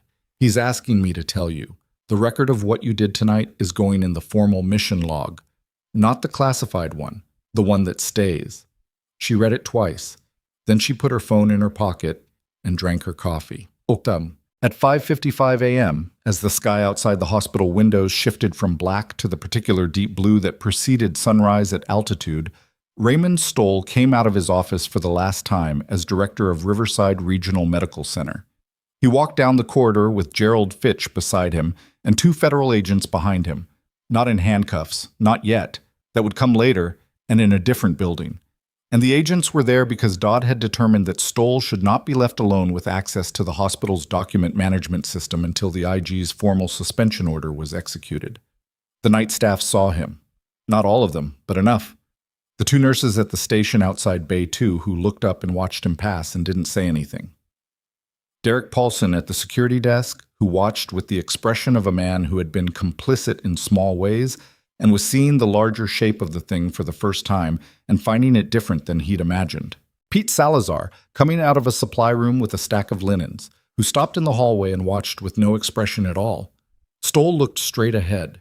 He had the posture of a man trying to maintain dignity through a corridor he'd walked for 6 years as its undisputed authority, and the posture wasn't working because dignity requires an audience that grants it, and nobody in that corridor was granting it. He passed the nursing station where Claire was standing, updating the board. She'd heard them coming. She'd heard the particular quality of that footstep group, unhurried and deliberate, and she had turned to look. He saw her. He couldn't not see her. She looked at him with the flat, steady attention she gave to things she was simply witnessing. No satisfaction in it. No performance. She just looked at him the way you look at a thing that has run its course. He looked away first. They took him to a conference room on the 2nd floor to wait for the formal paperwork, and Gerald Fitch went with him, and the door closed, and that was the last time most of the staff would see Raymond Stoll inside the building he had believed was his. Claire turned back to the board. She was finishing the last entry when Debbie Rourke appeared beside her, close enough to speak quietly. "Potts is coming in early," Debbie said. "She called me at 5 a.m. She's been on the phone with the board's emergency contact since 4. A pause. "I think they're going to ask you to stay."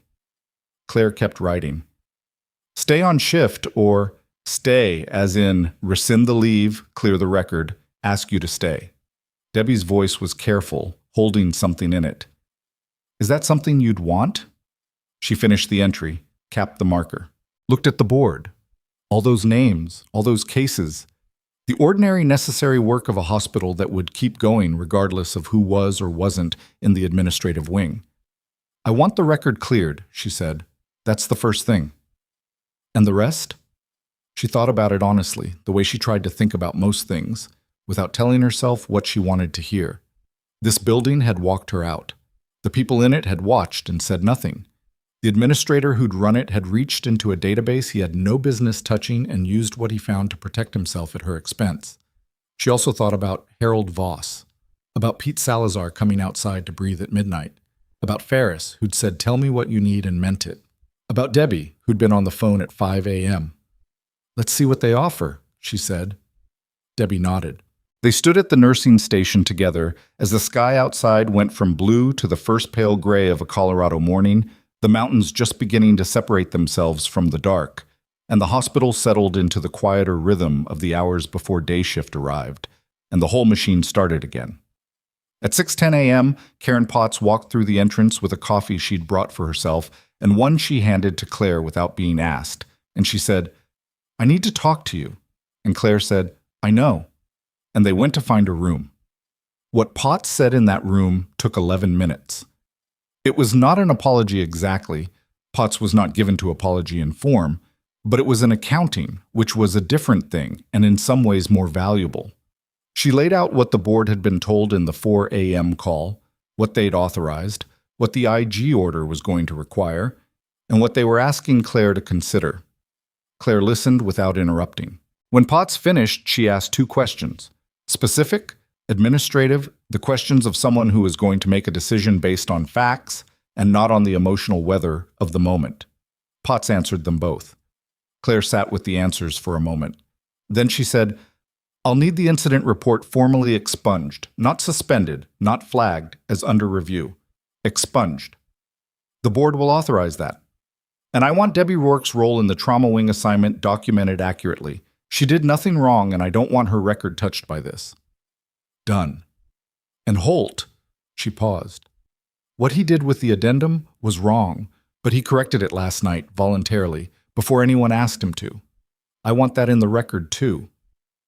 Potts looked at her. Something in her expression shifted. Not surprise, more like the recognition of a quality she'd underestimated in the person sitting across from her. "Anything else?" Potts asked. Claire thought about it. Then, "What happened to Harold Voss after they took him to imaging?" Potts blinked. The question clearly wasn't what she'd expected. They found the bleed. Internal, left lobe. Emergency surgery at 4 a.m. He's in recovery. He's going to be okay? The surgeon expects a full recovery. Claire nodded. She looked at her hands for a moment. The hands that had packed wounds in Kandahar and flagged a chart twice and pushed back against a man who thought the building made him untouchable. "Okay," she said. Potts waited. "I'll stay," Claire said. Then, with a precision that wasn't anger but was close to it, "But I need you to understand that I'm not staying because they're letting me. I'm staying because the patients need someone here." Potts held her gaze. "I understand." "I don't think you entirely do yet," Claire said, "but you will." She picked up the coffee Potts had brought her and drank it. And it was cold, and she drank it anyway.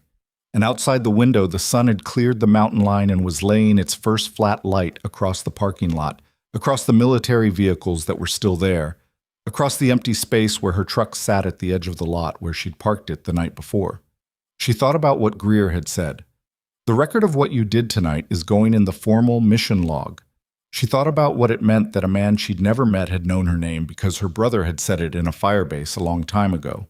She thought about her brother and what he'd said and what it cost her to think about it, and she didn't fight the cost. She just let it be there. Her phone buzzed. She looked at it expecting Brannick or Okafor or someone from the board. It was a number she'd never seen, no area code she recognized. A single text, no name attached, no context. "We know what you are, Whitmore, and we know you talked to Greer. This isn't over." She read it twice. Then she screenshot it, forwarded it to Brannick's number with a single line, "Just received this, unknown sender, logging it now," and put her phone face down on the table.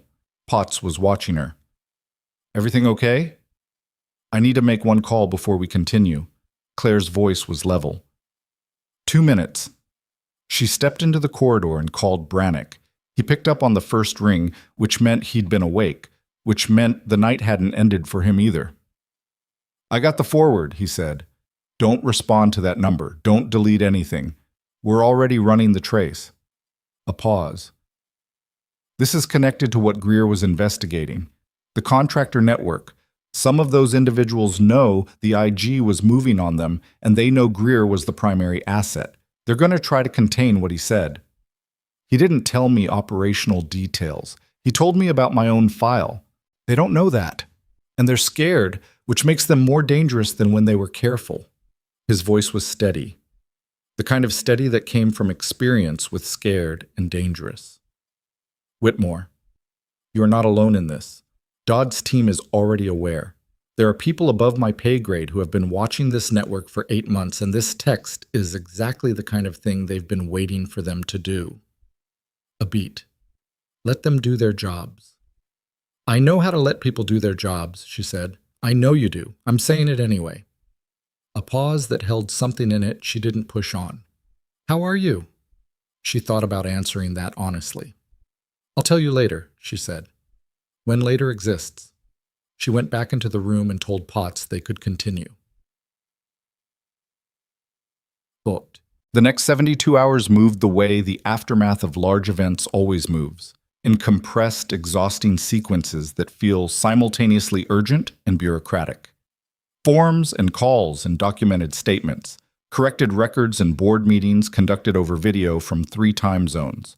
A representative from the State Department of Health, who arrived on Tuesday morning with a clipboard and the particular bearing of a regulator who had been given information that required a site visit. Stoll's formal suspension was executed Monday at 8 a.m., exactly when Dodd had said it would be. The IG order cited 6 specific violations: unauthorized access to a protected federal database, falsification of internal incident report documentation, direction of a subordinate to alter document timestamps on multiple occasions, failure to report a mandatory adverse event, removal of a clinical staff member during an active mass casualty event, and conduct constituting obstruction of a federal inquiry. The last one was the one that moved it from a professional matter to a legal one. Gerald Fitch issued a statement that said his client denied all allegations and would vigorously contest the IG findings. It was the kind of statement that meant the opposite of what it said. By Tuesday afternoon, the board had voted 7-1 to accept Stoll's suspension pending the outcome of the full investigation, with the provision that he surrender his building access card and not contact hospital staff directly. The one dissenting vote came from a board member named Kaufman, who had been appointed to the seat at Stoll's recommendation 4 years earlier and who would resign from the board the following Friday. Marcus Holt retained his position. His formal statement to the IG, the one he'd given voluntarily at midnight in the conference room, was entered into the record. His medical license was not under review. His reputation inside the building was a more complicated thing, and would remain complicated for a long time, which was the appropriate consequence for a man who had known something was wrong and had chosen the easier direction. He didn't make a show of making amends. He showed up for his shifts and did his work and was measurably more careful than he had been before, which was not a redemption arc, but was something. Ferris put in for a trauma rotation. Debbie Rourke's file was officially annotated to reflect that her assignment of Claire to the trauma wing had been authorized and appropriate. Derek Paulson gave a voluntary statement that corroborated the timeline of the walkout, specifically the part where he'd been pre-positioned in the corridor before Stoll approached Claire, which documented that the decision to remove her had been made before the confrontation, not in response to anything she did or said in that moment. That detail mattered more than it seemed like it should. It was the detail that established premeditation. Perry Alcott cooperated fully. His cooperation was noted in the investigation record. What would happen to his position at the hospital was not yet determined, but what would happen to the investigation without his emails was clear. It would be slower, and some of the documentation trail would be harder to establish.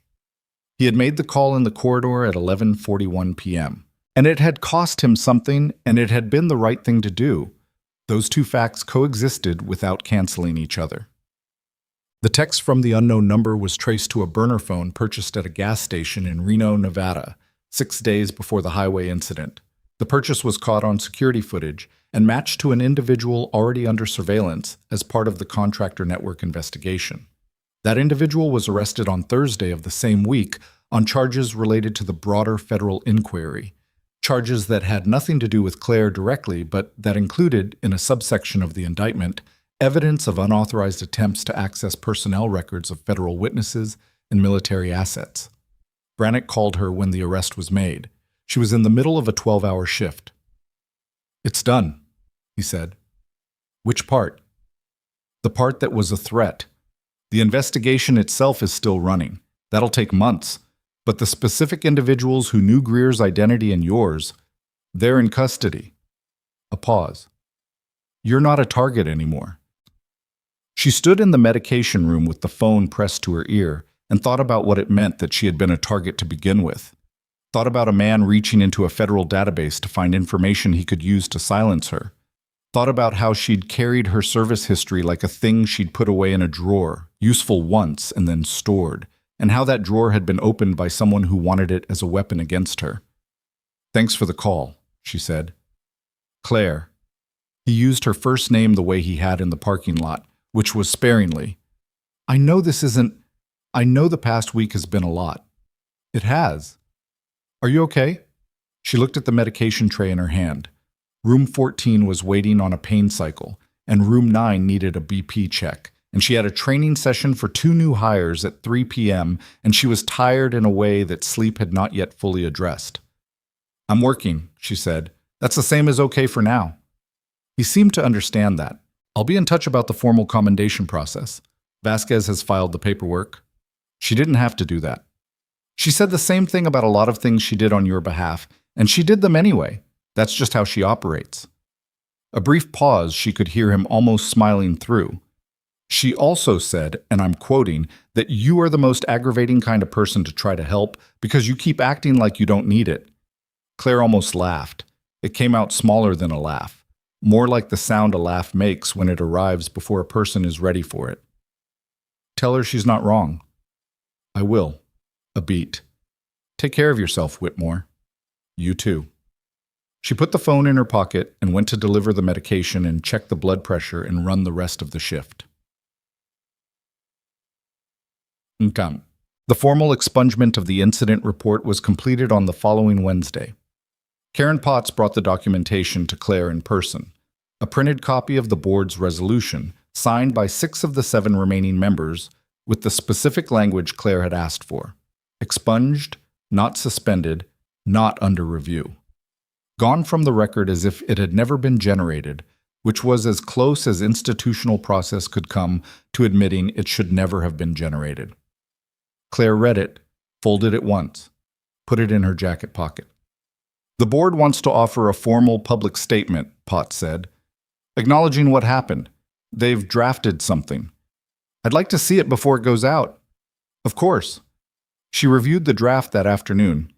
It was careful language, board language, designed to acknowledge without fully accounting, and she sent back 2 edits.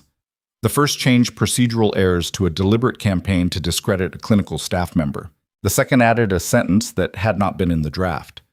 The clinical judgment of Nurse Claire Whitmore was correct at every stage of the events in question, and her actions during the mass casualty event of October 14th were directly responsible for the preservation of life. Potts came back to her with the board's response in 40 minutes.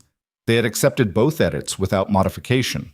The statement went to the local paper, to the hospital's internal communications system, and, at the request of the Department of Health representative, into the official record of the state's review. Claire read it once when it published. Then she went back to work. 3 weeks after the night of the convoy, Warren Greer was transferred from the Denver surgical facility to a rehabilitation center, and from the rehabilitation center he sent her a letter. An actual letter, paper, handwritten in the careful block print of someone who wrote infrequently and meant every word. It was 2 pages. She read it at her kitchen table on a Sunday morning with the kind of light that came through mountain windows in November, flat and pale and honest. He wrote about the firebase, about her brother Derek, who had talked about his sister with a mixture of pride and exasperation that Greer said was the most accurate picture of sibling love he'd ever witnessed. He wrote about the night in Bay 4 and what he remembered of it, not the clinical details, but the particular quality of her voice when she'd spoken to him. The way she'd said, "I'll tell you what I find," instead of "don't worry or you'll be fine. He wrote that he'd been in enough field conditions to know the difference between someone managing you and someone being straight with you, and that she had been straight with him, and that it had mattered. Near the end of the 2nd page, he wrote, "Your brother used to say you were the most capable person in the family, but that wasn't the thing about you. The thing about you was that you were the most honest person. Capable is just a skill. Honest is a choice." He knew the difference. She sat with that for a while. The coffee in her cup went cold, and she didn't notice. She thought about Derek, not the way she usually thought about him, which was carefully and with the controlled maintenance of someone who'd learned to hold grief in a manageable position, but openly the way she hadn't allowed herself to in a long time. She thought about his voice, about a phone call from a number with an overseas prefix when she was 26, sitting in her car outside a grocery store in Flagstaff, hearing the words that ended one part of her life and began the long, difficult work of building the next one. She thought about what it meant that a man her brother had served beside, whose name she'd never known, had ended up on a gurney in her hospital on the worst night of her career. She had no clean framework for that coincidence, and she didn't try to build one. Some things were just the shape they were. She finished the cold coffee and wrote back. Her letter was shorter than his, each one page, front side only. And she wrote about the night from her side of it. What she'd seen in his face when he was alert, and what she'd thought about when she was watching his numbers hold. She wrote one paragraph about Derek, honest and brief, and she wrote a last line that said, he would have found the whole thing excessive, all of it, the convoy, the commendation, the newspaper. He had a very low tolerance for ceremony. I think I got that from him. She mailed it Monday morning on her way to work. The commendation ceremony was on a Friday in early December, 6 weeks after the highway. Vasquez had told her it would be small. Vasquez's definition of small turned out to mean 47 people in the conference center of a Veterans Affairs facility in Colorado Springs. Military personnel, federal agents, hospital staff, and several individuals whose affiliations were not introduced and who stood near the back with the attentiveness of people who were there to witness something they considered professionally important. Claire wore her dress uniform for the first time in 4 years. It fit the same as it always had, which was, imperfectly, the left shoulder always ran slightly tight. And she stood in the bathroom of the VA facility at 9 a.m., looking at herself in the mirror with the uncertain feeling of a person trying on a version of themselves they'd put aside. She didn't feel like a different person in it. That was the thing she'd expected, but didn't get. She just felt like herself standing in a room, wearing something that was part of what she'd been. Brannick was there. He looked exactly like she'd remembered, still compact, still carrying that particular stillness of someone who'd been trained to operate without wasted movement. He shook her hand in the hallway before the ceremony and said, "You look like you hate this." And she said, "I'm managing." And he said, "That tracks." Vasquez ran the ceremony with the brisk efficiency of a person who respected the weight of the thing but did not have patience for theater. She gave remarks that were direct and factual and did not use the word hero, which Claire appreciated. She talked about what had happened in the parking lot and in Bay 4, and she talked about Greer's recovery, and she talked about the investigation, and at one point she said something that landed differently than the rest. "There's a kind of person," Vasquez said, "who does the right thing and then gets punished for it, and does it again anyway. Not because they're not paying attention to the cost. They are. They always are. But because the alternative isn't actually an option for them. It looks like courage from the outside. From the inside, I think it probably just feels like who they are." She looked at Claire when she said it. Claire looked back. The commendation itself was a formal document and a medallion, and they were presented with the procedural weight that the military brings to things it considers worth preserving. Claire accepted both with her hands steady and her face composed, and when the room applauded, she stood through it without fidgeting, which was all she could manage. Karen Potts was in the room. The hospital had sent her and Debbie Rourke as the official staff representatives. Debbie cried during the remarks, silently and without apparent embarrassment, the way nurses sometimes cried. Efficiently, without losing track of what was happening around them. Pete Salazar had driven down from Silver Creek on his day off. He hadn't told Claire he was coming. She saw him near the back of the room when she turned to acknowledge the applause and the sight of him, just standing there in his civilian clothes with his hands in his pockets, not making a moment of it, did something to her chest that she was not expecting. She found him afterward in the hallway. "You didn't have to come," she said. "I know." He shrugged. "I wanted to see it." He looked at the commendation in her hand. "Can I look at that?" She handed it to him. He read it. His face was the face of someone reading something that confirmed a thing he'd already believed. "You should put this somewhere people can see it," he said. "I'll think about it." He handed it back. "You should not think about it. You should just do it." He said it the way he said most things, without drama, with the particular plainness of someone who'd learned that plainness was the most efficient form of sincerity. "You've been in this building for 4 years and nobody knew what you'd done. And because nobody knew, a man almost died who shouldn't have. The secrecy wasn't about hiding. I know that. I'm not saying it was. He looked at her directly. I'm saying there's a version of keeping your head down that protects you, and there's a version that costs everyone around you something. You can value both things at the same time. You can want your privacy and also, he paused, choosing it carefully, let people know who they're working with. She looked at him. He was right, and she knew he was right, and she suspected she'd been carrying some version of that knowledge for a long time, filed under the category of things she'd rather not examine. I'm still thinking about it, she said. He almost smiled. Okay. The State Medical Board completed its review of the events at Riverside Regional on December 19th. The findings were released publicly, which was unusual, and the decision to release them publicly had been made at the request of the Department of Health representative who'd been in the building the week after the highway incident. The findings documented the 18-month pattern of suppressed adverse event reports.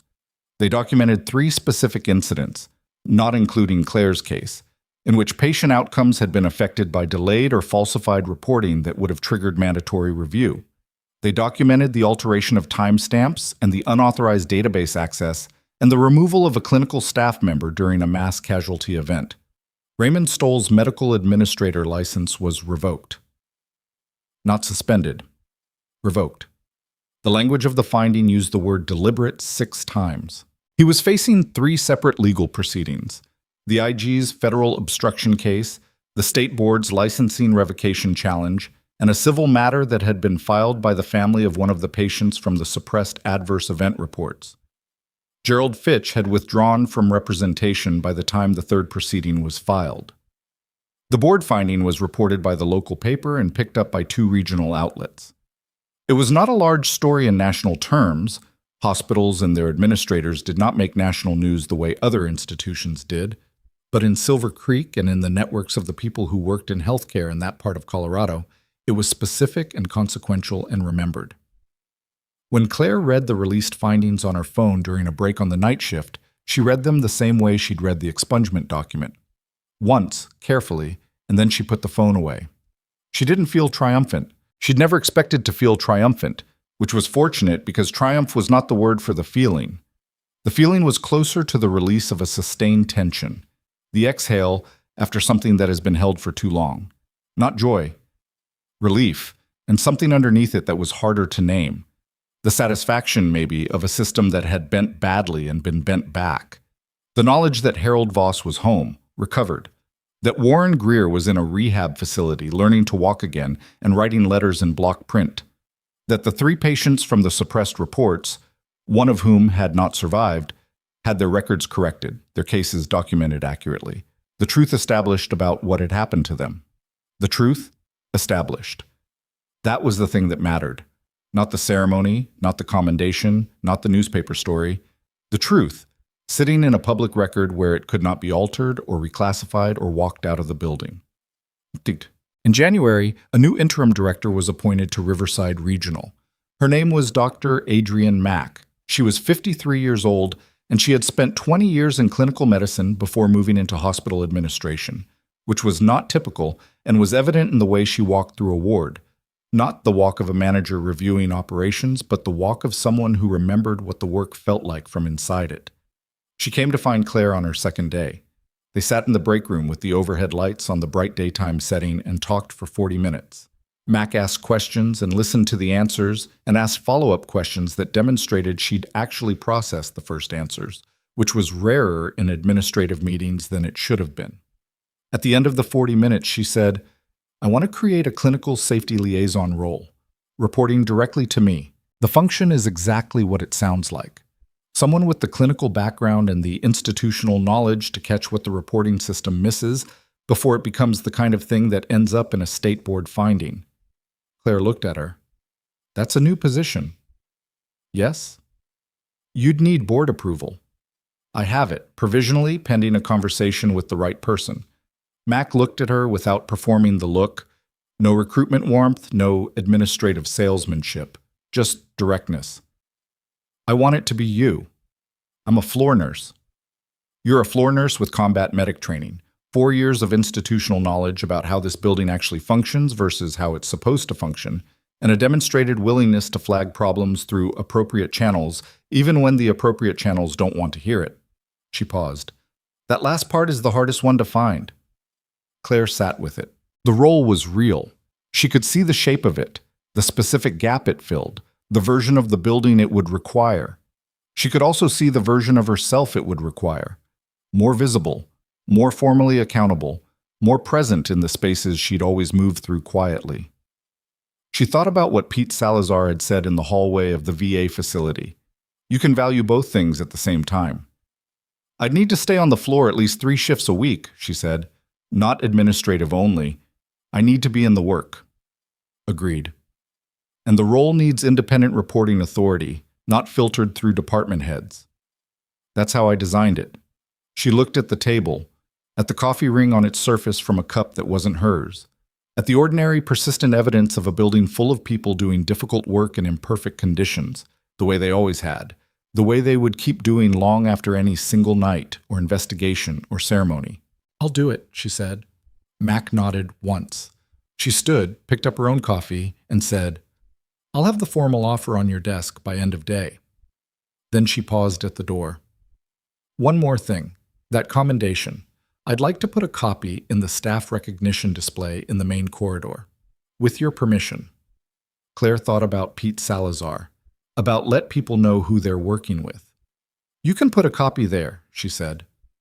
Mac left.